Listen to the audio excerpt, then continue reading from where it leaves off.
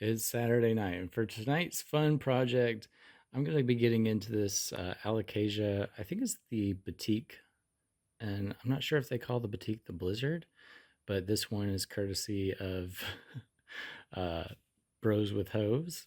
They had a good sale maybe last year, kind of in fall, and I grabbed this guy, and I managed to keep him alive. I think I brought him inside every time I got cold. So if you want to check out his soil, he's actually got some moss growing on there. And so I've got the jar with Leca. This is an IKEA jar that I found in the house, and I have killed a few plants in this jar. So, well, actually, maybe killed, maybe just mortally wounded. And I'll tell you, the reason I'm concerned about this alocasia is is spongy. Like what I don't know what I've done here, why this is in spongy soil. It shouldn't be spongy. I like being able to like see cracks. It needs to be able to breathe. And as you can see here, it feels a little loose. That must mean there's some probably some rot going on, and some like half of uh, the roots are maybe rotted or something like that because not enough air is getting through there. It is staying damp. That's the good thing. I've got perlite, uh, a perlite base down there, so it's got some air to reach in down into. But other than that, I'm concerned about this alocasia. I was trying to figure out what alocasia to put in here. I believe these could get really big, and so let's try getting it really big.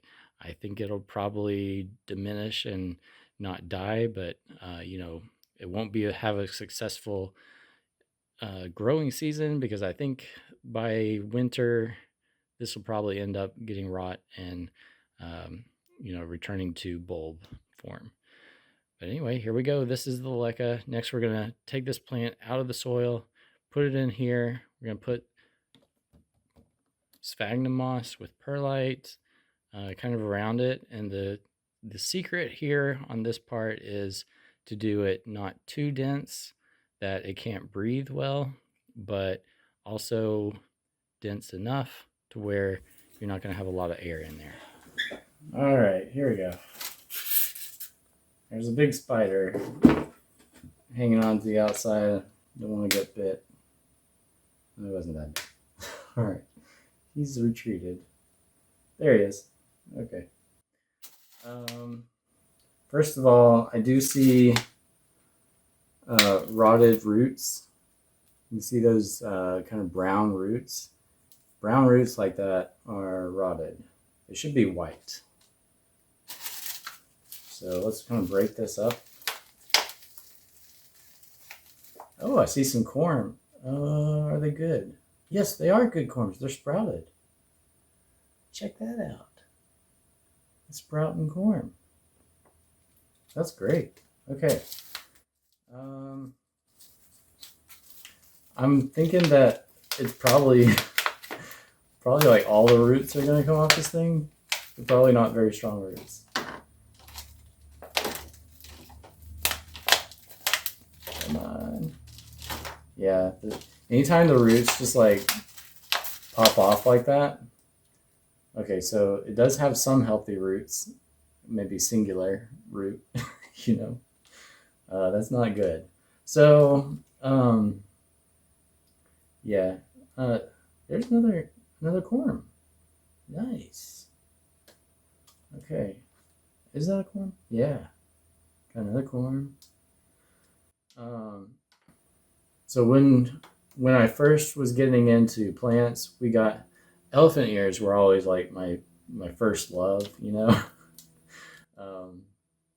remember getting the upright elephant ears with my wife and when we first were dating, and we were in Augusta, and the store on the corner with windows had these two upright elephant ears for sale. I think they were like $30 each, and so we bought those upright elephant ears, We grew them huge the first year, and it was really cool. I have a picture of a tree frog hanging out on the upright elephant ear leaf, and uh, they grew. I think they grew like 6 feet tall that first year, and never grown them that big since then. But this year, I'm hoping that we can get them that tall again. But uh, I think the 2 years later, maybe 1 year later, we were in Asheville living, and the polar vortex. I don't know if you remember that from the headlines, but the polar vortex hit, and we had all of our stuff in a screened-in porch on the backyard, and so everything died. We thought our upright elephant ears had died. Um, we didn't know that they were coming from bulbs yet. That was before I knew much about plants. Oh, I just see. I gotta be more careful. I just chipped off a little root that was growing, so that's not good. But we had the upright elephant ears in the screened-in porch, and they both died. For some reason, we only threw one out. We had kept the other. Maybe we just ran out of time or lazy, and had not thrown the other pot out. And by the time spring had rolled around, it started growing again. And we were like, oh my God, we threw that other upright elephant ear away, and it was still alive. So I guess the funny thing about that story is we now, like, this like right now outside in my backyard, I have like I probably have like 30 upright elephant ears growing, a lot of them in pots that I was just gonna like try to sell on Facebook Market, and they're all from that one plant that uh, shouldn't have made it because we thought they were dead and we were throwing stuff out. But here you go. Here's the first. I'll get in light here. Here's the first. Um, yeah, this is exactly what I was afraid of. Um, it has no roots at all, so I'm kind of surprised it even has leaves at this point. It must have been holding on to some like rotting roots that just had like when they rot, the root inside it becomes like a single hair, and I believe it can still transmit nutrients and stuff that a root does, um, but not for long because I think it's eventually it'll just rot away and get sick. Uh, but I've noticed that I'm trying to avoid root rot for good now in the future. I use a lot of sterile media now. I'm kind of transferring over to using sterile media only, and also using fertilizer because of that. But see, this one has a few roots. This is I guess this is a corm.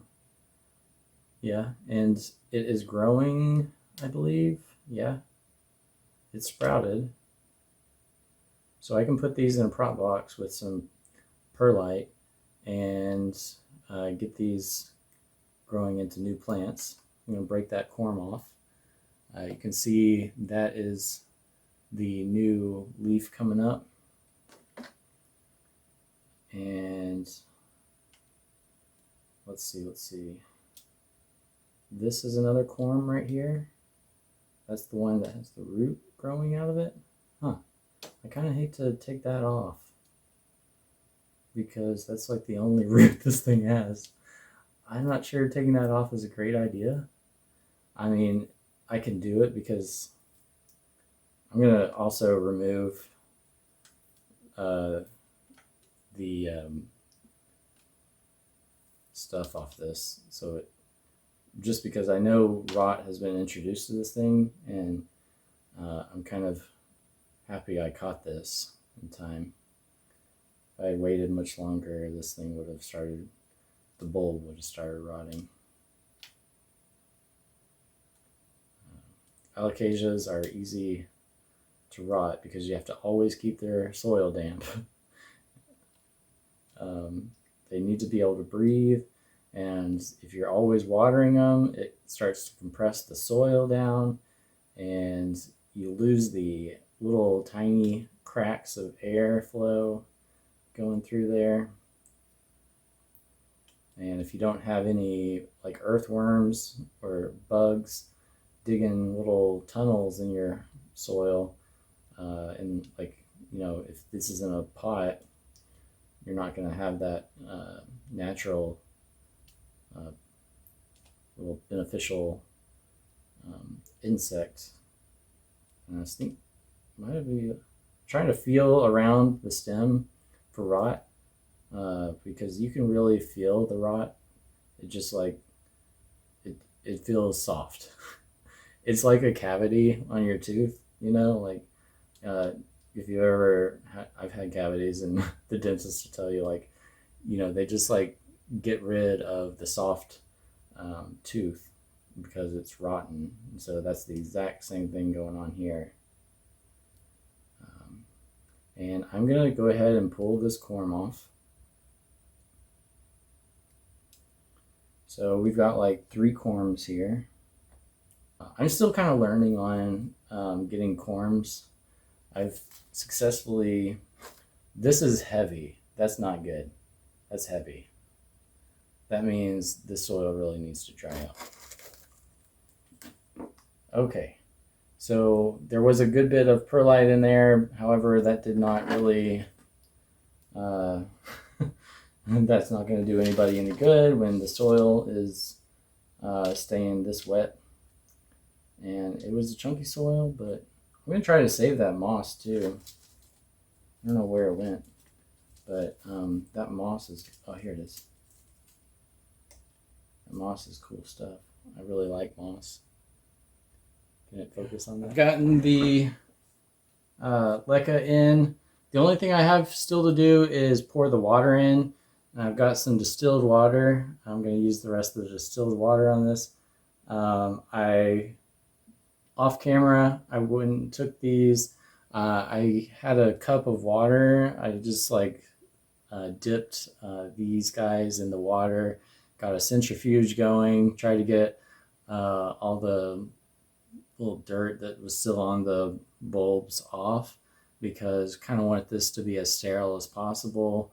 The other thing I did was I sprayed neem oil on the leaves, because alocasias and spider mites are good friends. And I made the mistake of waiting until I finished planting it and then spraying it on there last time I did this. And so I'll go pull this so this was the previous. I did this guy, who's an Aslani. No, he's a Cuprea. He looks like an Aslani. He's a Cuprea, and you can see here's the Leca.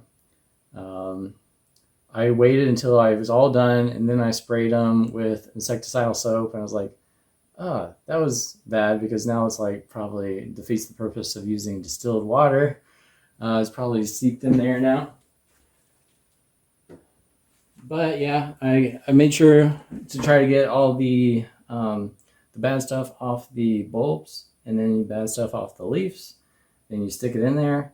Try to get the base of the, I guess the top of the bulb kind of level on both of them. And then we've got a small section of sphagnum moss. I believe that the Leca is going to be really what's most vital, the water in the Leca. The moss is more of like a buffer, and you just want enough moisture in that the sphagnum moss to allow the roots to feel that moisture to come out, and it needs to be airy enough that the roots can easily push their way through down to the Leca, where the moisture is, the water is, and then you're going to have the just the good water base down here that everything's going to get really happy. The roots are going to get happy with, and hopefully you'll have nice big alocasia plants for a long time that you won't have to water. All right, so I'm now going to pour this is my distilled water going to pour this in. We want to pour the distilled water in. Don't want it to hit the sphagnum moss. You just want it to, well, I mean, when it goes in, it's okay. It's going to have to. But I am pouring it in just enough to, cover all the leca, and then stop once it gets close to the sphagnum moss. Just a little bit more. And I've heard that using distilled water really provides you a good advantage when you're taking cuttings instead of using tap water with, the chemicals that are in your tap water designed to kill, or like I think the chlorine and the fluoride maybe in the water. I don't know what's in there, but I think distilled water also has like a clear, 0 pH balance compared to tap water. So there you have it. Let's put this under a grow light, and we'll see how this goes. I'll do an update 1 month from now. We'll see if we can see any roots down in there. Hopefully we will. I probably need to give it a little bit of fertilizer, probably a lot. I know elephant ears love fertilizer. So the other thing is Yardi has given me some of their fertilizer. I got this yesterday. This huge, this huge box of fertilizers. So I'm gonna be trying these out. We'll see what we can do with this stuff and how effective it is. I'm kind of excited to perform some fertilizer experiments. That sounds a little dirty, but I like getting dirty here. All right, guys. Thanks for tuning in and trying this method out for me. Hopefully it works. I've seen people with good results, so hopefully we'll be seeing good results here too. Thanks for joining me. This has been Ahoy Plant Lovers, and lots of good plants. So talk to you next time.